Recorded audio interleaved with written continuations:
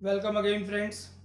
In the previous video of chapter number 2, we had discussed dimensional formulas of different physical quantities. In present video, we will concluding or we are moving for the further next physical quantities which are related to dimensional equation. Friends यहाँ पर ध्यान से समझो, हमने last में I think density तक के dimensional formula obtain किए थे. आज हम कुछ अलग डायमेंशनल फॉर्मूला ऑब्टेन करेंगे और उसके बाद हम यहाँ पर डायमेंशनल एनालिसिस डिस्कस करने वाले हैं. फ्रेंड्स, फिर से एक बार थोड़ी सी हाईलाइट. मैंने आपको डायमेंशनल फॉर्मूला में एरिया का डायमेंशनल फॉर्मूला शायद पढ़ा दिया है. एरिया का डायमेंशनल फॉर्मूला, एरिया का जनरल फॉर्मूला होता है area equal to length square. Area equal to length square. Area अगर लेंथ स्क्वायर है तो लेंथ स्क्वायर का डायमेंशनल फॉर्मूला होगा mass raise to 0, length raise to 2, time raise to 0. इसका SI unit होगा मीटर स्क्वायर और सीजीएस यूनिट होगा centimetre square. SI unit होगा मीटर स्क्वायर और सीजीएस यूनिट होगा सेंटीमीटर स्क्वायर. इसके बाद हमने डिस्कस किया था वॉल्यूम. तो वॉल्यूम का डायमेंशनल फॉर्मूला, वॉल्यूम क्या होता है? तो वॉल्यूम का जनरल फॉर्मूला होता है लेंथ का क्यूब. अगर वॉल्यूम इक्वल टू लेंथ का क्यूब है तो यहां पर इसका डायमेंशनल फॉर्मूला होगा m0l3t0. इसका एसआई यूनिट होगा मीटर क्यूब और सीजीएस यूनिट होगा सेंटीमीटर क्यूब. वॉल्यूम के बाद मैं डिस्कस करने जा रहा हूं डेंसिटी. डेंसिटी का मतलब होता है mass upon volume. Friends, density का मतलब होता है mass upon volume. Mind well, density अलग अलग तरीके से डिफाइन की जा सकती है. मैं यहां पर बेसिक डेंसिटी, मासिव डेंसिटी की बात कर रहा हूं जो अभी तक आप ऑलरेडी पढ़ के आए हो. डेंसिटी का बेसिक फॉर्मूला होता है मास अपॉन वॉल्यूम. हम सबको पता है मास का डायमेंशनल फॉर्मूला है m1l0t0 और वॉल्यूम का डायमेंशनल फॉर्मूला होता है m0l3t0. अगर मैं इसको सिंप्लीफाई करता हूं तो आप देख सकते हो कि मास has power of 1, mass has power of 0, 1 minus 0 मतलब 1, लेंथ 0 माइनस 3 मतलब -3 एंड टाइम शुड बी 0. इसका एसआई यूनिट होगा केजी पर मीटर क्यूब और सीजीएस यूनिट होगा ग्राम पर सेंटीमीटर क्यूब. एसआई यूनिट होगा केजी पर मीटर क्यूब, मास का केजी, वॉल्यूम का मीटर क्यूब, तो केजी पर मीटर क्यूब, और सीजीएस केजी की जगह पर ग्राम और मीटर की जगह पर सेंटीमीटर, तो इसका सीजीएस यूनिट बनता है ग्राम पर सेंटीमीटर क्यूब. फ्रेंड्स, डेंसिटी के बाद मुझे यहां पर डिस्कस करना है प्रेशर, जिसके बहुत सारे यूनिट्स मार्केट में घूमते हैं. प्रेशर का बेसिक फॉर्मूला होता है फोर्स अपॉन एरिया. प्रेशर का बेसिक फॉर्मूला होता है force upon area. Friends, force का डायमेंशनल फॉर्मूला हम ऑलरेडी ऑब्टेन कर चुके हैं. तो फोर्स का डायमेंशनल फॉर्मूला होता है m1l1t-2 और एरिया का डायमेंशनल फॉर्मूला अभी हमने ऑब्टेन किया m0l2t0. तो इसका डायमेंशनल फॉर्मूला बनेगा m1l1-2 मतलब -1 एंड t-2. तो अल्टीमेटली आप यहां पर इसका यूनिट एसआई में अगर लिखने जाओ तो इट इज केजी पर मीटर इंटू सेकंड स्क्वायर और सीजीएस में इट इज ग्राम पर सेंटीमीटर इंटू सेकंड स्क्वायर. लेकिन ये जो यूनिट्स है वो याद रखना इतने कॉम्प्लिकेटेड होते हैं कि हम इसको याद रखना प्रिफर नहीं करते. इसकी जगह पर इसके फेमस यूनिट याद होते हैं. फोर्स का एसआई यूनिट है न्यूटन और एरिया का मीटर स्क्वायर. तो प्रेशर का फेमस यूनिट एसआई सिस्टम में है न्यूटन पर मीटर स्क्वायर और सीजीएस में है dyne per centimetre square. SI में उसका फेमस यूनिट है न्यूटन पर मीटर स्क्वायर और सीजीएस में उसका फेमस यूनिट है dyne per centimetre square. Mind well, newton per metre square is also famous as pascal. Scientist Pascal के नाम पर newton per metre square is also famous as pascal. Dyne into centimetre square का कोई famous unit नहीं है friends. इसके अलावा pressure के बहुत सारे यूनिट्स फेमस है, जैसे 1 बार। जब आप अपने बाइक में या 2 व्हीलर में या 4 व्हीलर में जब हवा भरवाने के लिए किसी पंक्चर वाले के वहां पे जाते हो, तो वहां पर वो जो प्रेशर मेजर होता है that is in terms of bar. तो 1 bar is equal to 10⁵ pascal और it is equivalent to 10⁵ newton per metre square.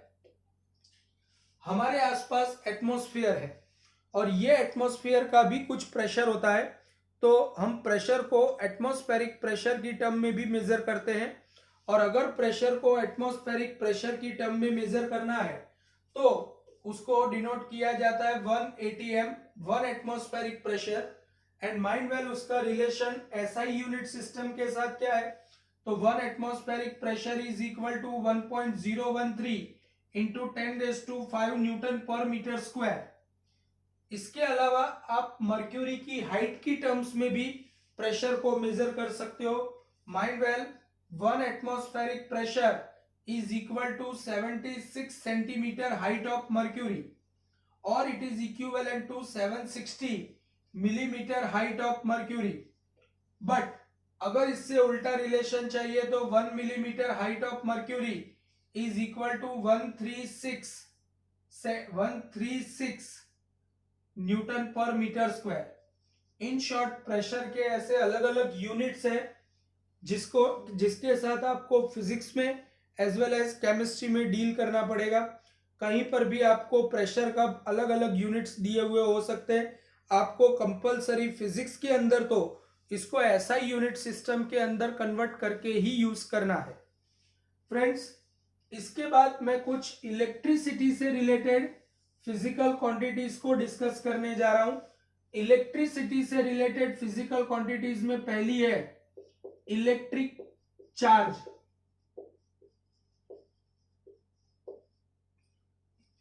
आपने 10th स्टैंडर्ड में इलेक्ट्रिक करंट की डेफिनेशन पढ़ी है, and according to definition of electric current you very well know that I equal to Q upon T, isn't it? So I equal to Q upon T, the total amount of electric charge passed through any cross section of conductor in unit time interval is said to be an electric current. यहां पर हम electric current I equal to Q by T के ऊपर से electric charge Q का equation लिखने जाए तो Q equal to IT, क्योंकि I ऐसा यूनिट सिस्टम का आई इलेक्ट्रिक करंट है और वो ऐसा यूनिट सिस्टम की 7 फिजिकल क्वांटिटीज में इंक्लूड किया गया है। तो इलेक्ट्रिक करंट का डायमेंशनल फॉर्मूला होता है M0 L0 T0 A1 ampere raise to 1 and time मतलब M0 L0 T1। अगर मैं इन दोनों को कंबाइन करके लिखता हूं तो इलेक्ट्रिक चार्ज का डायमेंशनल फॉर्मूला बनेगा M0 L0 T1 A1। Electric charge का डायमेंशनल फॉर्मूला बनेगा M0 L0 T1 A1। इसके ऊपर से अगर इलेक्ट्रिक चार्ज का यूनिट लिखा जाए तो इसके ऊपर से इलेक्ट्रिक चार्ज का SI यूनिट बनेगा। SI यूनिट होगा एम्पियर इंटू सेकंड, क्योंकि इलेक्ट्रिक करंट का SI यूनिट है एम्पियर और टाइम का SI यूनिट है सेकंड, तो it is ampere into second. Friends, ampere into second is also famous as coulomb which is denoted as capital C। और काफी books के अंदर आपको इलेक्ट्रिक चार्ज का dimensional formula M0 L0 T0 Q1 लिखा हुआ भी मिल सकता है। आप दोनों Q की टर्म में भी डायमेंशनल फॉर्मूला लिख सकते हो और A की टर्म में भी डायमेंशनल फॉर्मूला लिख सकते हो। चलो, इलेक्ट्रिक चार्ज के बाद मुझे डिस्कस करना है इलेक्ट्रिक करंट। तो electric current itself is a fundamental physical quantity related to SI unit system. Electric current को अगर मैं I से डिनोट करता हूं तो I equal to Q by t. इसका I का डायमेंशनल फॉर्मूला होगा M0 L0 T0 A1 ampere raise to 1, और या तो फिर Q के टर्म में लिखना है तो M0 L0 T minus 1 Q minus 1 sorry Q1 M0 L0 T minus 1 Q1. आप दोनों में से कोई भी टर्म में इसको यूज कर सकते हो. फ्रेंड्स, इसका ऐसा यूनिट आप कूलम पर सेकंड या तो फिर एम्पियर दोनों लिख सकते हो. ऐसा यूनिट कूलम पर सेकंड या एम्पियर दोनों लिख सकते हो. तीसरी फिजिकल क्वांटिटी मैं यहां पर डिस्कस करने जा रहा हूं, that is said to be potential difference. आपने पोटेंशियल डिफरेंस को 11th स्टैंडर्ड के अंदर पढ़ा हुआ है, और 11th स्टैंडर्ड में पढ़े हुए पोटेंशियल डिफरेंस की डेफिनेशन भी आपको याद है. पोटेंशियल डिफरेंस का फंडामेंटल मीनिंग ये होता है कि the work done to bring any unit positive charge from one point to another point in electric field is said to be electric potential difference between that two points. कोई भी unit positive charge को एक point से दूसरे point तक ले जाने के लिए जो वर्क करना पड़ता है वो वर्क को बोला जाता है इलेक्ट्रिक पोटेंशियल डिफरेंस. तो friends, potential difference V equal to the work required to bring unit positive charge. According to definition जो भी हम यूनिट बोलते हैं उसको ऑलवेज डिनोमिनेटर में लिखा जाता है, इसलिए work upon charge is the basic formula of potential difference.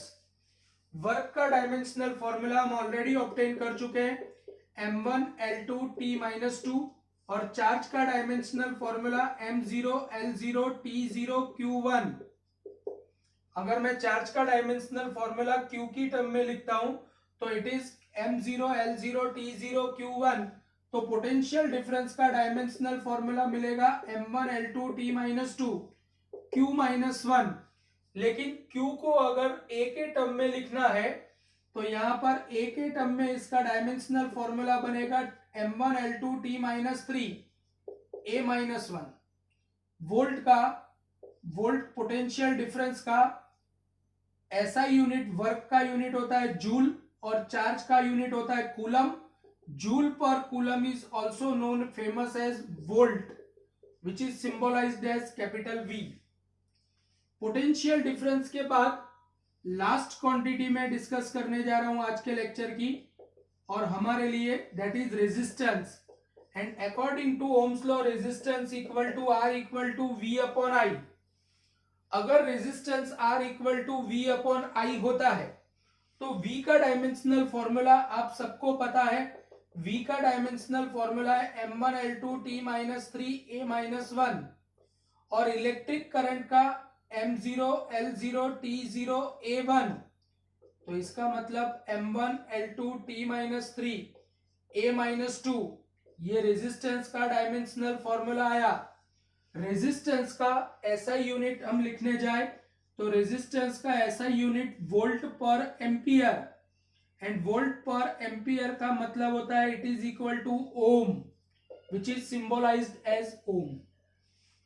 तो हमको यहां पर जितने डायमेंशनल फॉर्मूला जरूरी है उतने हमने यहां पर ऑब्टेन कर लिए हैं.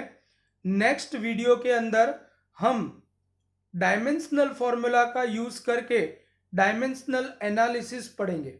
डायमेंशनल एनालिसिस का मतलब हमने ये जो डायमेंशनल फॉर्मूला ऑब्टेन किए हैं, ये डायमेंशनल फॉर्मूला का यूज करके फिजिक्स के अलग अलग टाइप के प्रॉब्लम्स को सॉल्व करने की मेथड, मतलब डायमेंशनल एनालिसिस.